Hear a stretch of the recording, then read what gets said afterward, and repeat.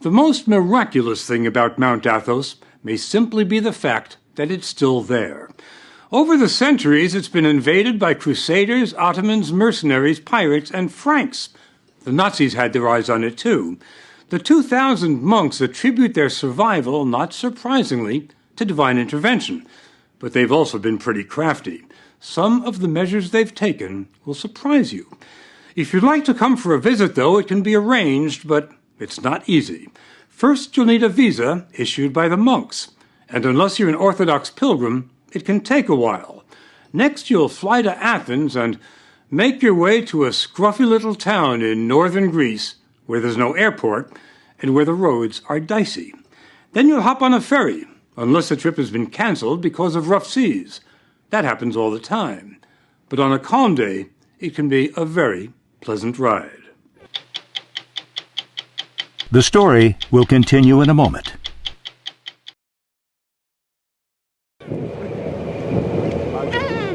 The monks will tell you it takes years of prayer and soul-searching before they're ready to leave the world for Mount Athos. For the likes of us, though, it takes little more than an hour. It was the beginning of Lent when we took these pictures, and the ferry was packed with pilgrims from all over the Orthodox Christian world. Greeks, Bulgarians, Serbs, Romanians, Russians. It wasn't long before the first monasteries came into view, and we thought we were sailing to Byzantium, to a fantasy land of castles and palaces.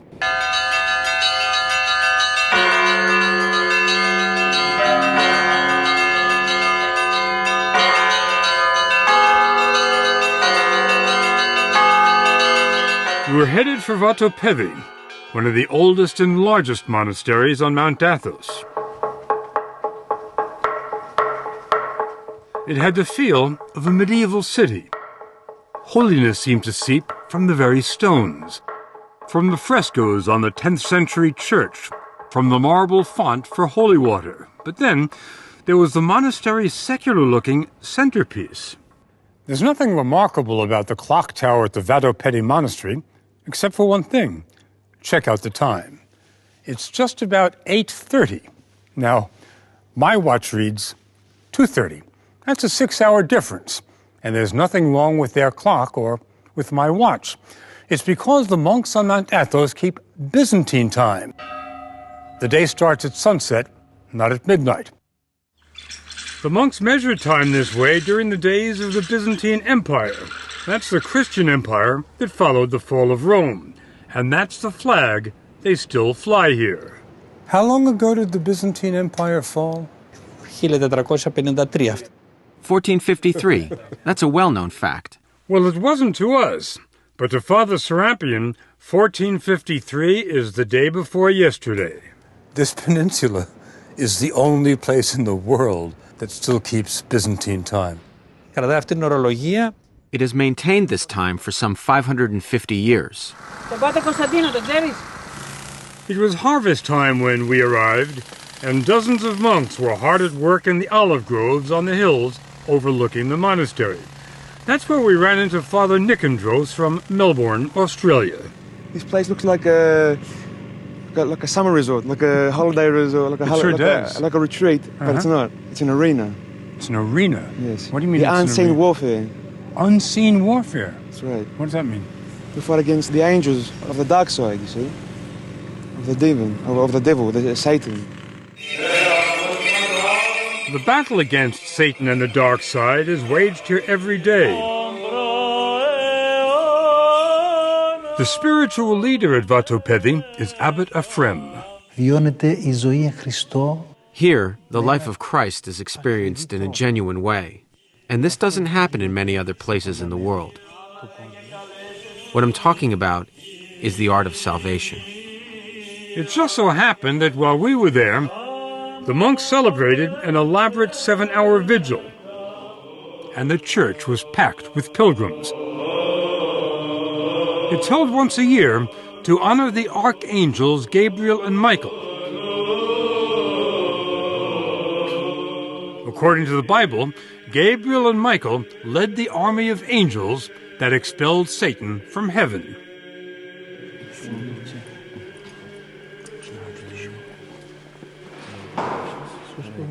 The church's relics are brought out every day, and pilgrims ask for the blessing of the saints.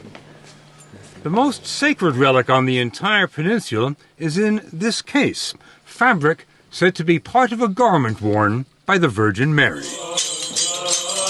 The irony is that while the Mother of God is revered here, no other woman is permitted to even set foot on Mount Athos. It's been like that for 1,000 years.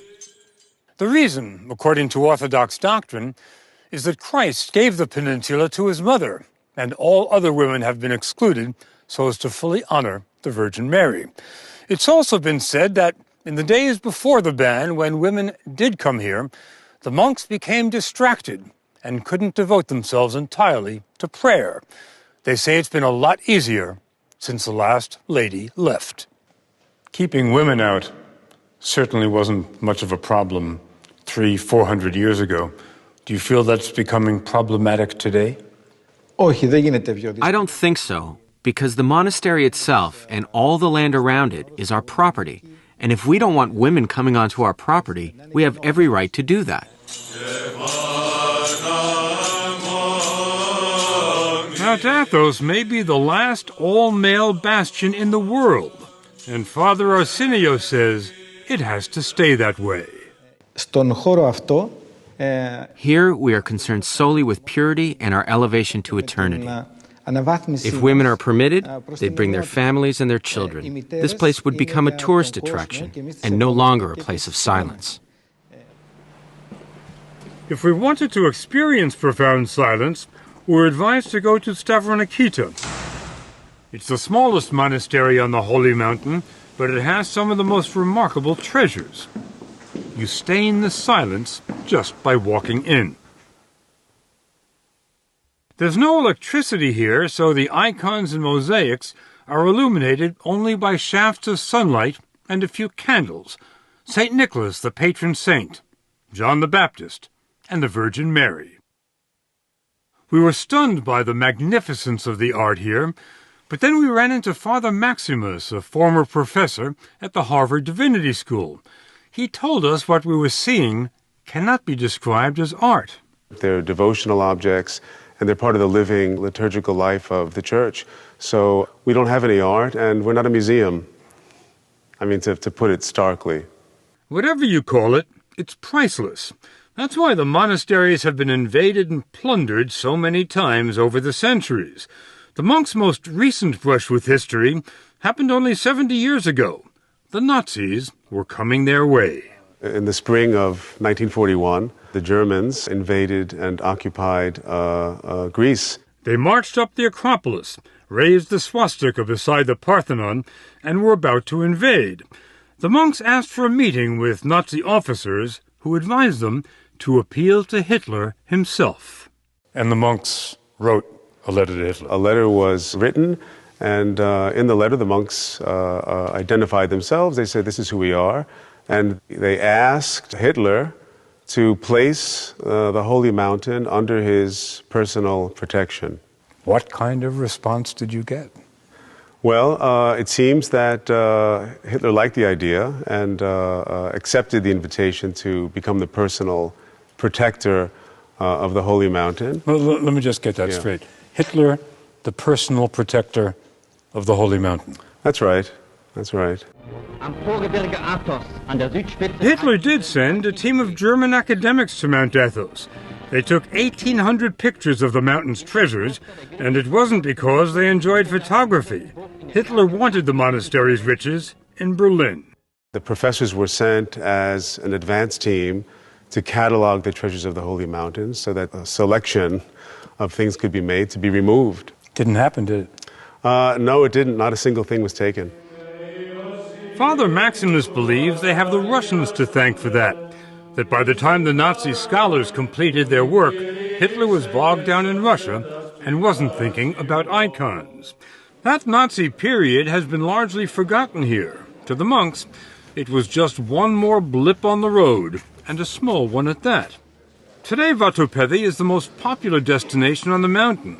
It hosts 35,000 pilgrims a year and offers more than spiritual sustenance. The monks have their own fishing boats and the catch is pretty good. The fish are served fresher than in any Greek restaurant. The refectory dates from the 12th century, and since the 12th century, the food here has been free. Vatopedi has been supported by rich benefactors, emperors, princes, kings, and today, partially by pilgrims with deep pockets who commission icons in the making. But the ancient treasures? Not a chance. They can't even see them. They're under lock and key.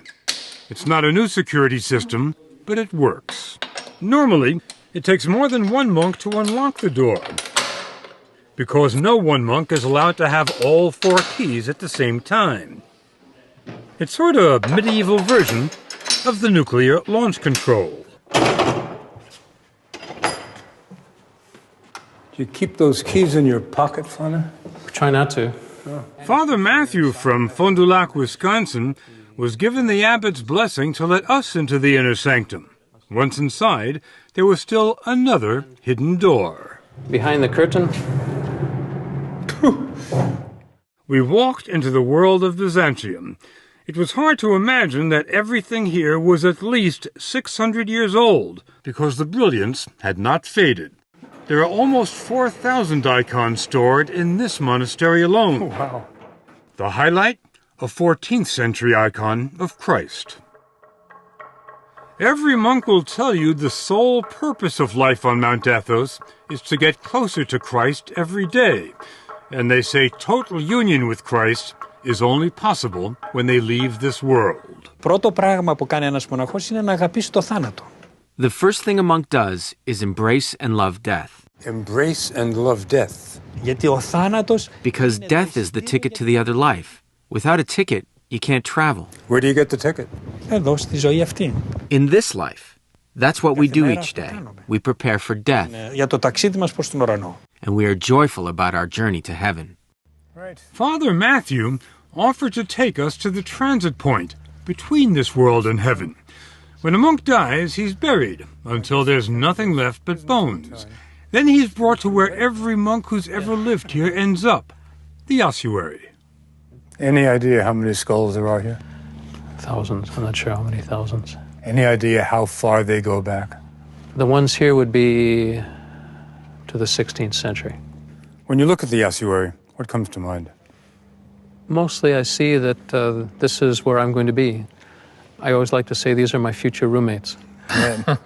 There was nowhere for us to go from there. So we headed back to the mainland.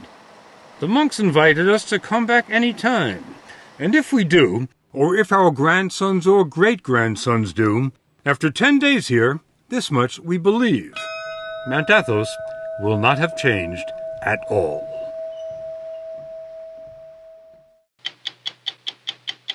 Go to 60minutesovertime.com to see the challenges of scaling and shooting a story on Mount Athos.